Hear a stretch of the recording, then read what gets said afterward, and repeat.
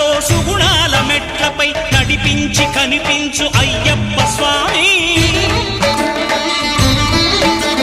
మకర సంక్రాంతి సజ్జోతివై అరుదెంచి మహిమలను చూపించు మణికంఠ స్వామి. కర్మబంధము బాపు ధర్మశాస్త్ర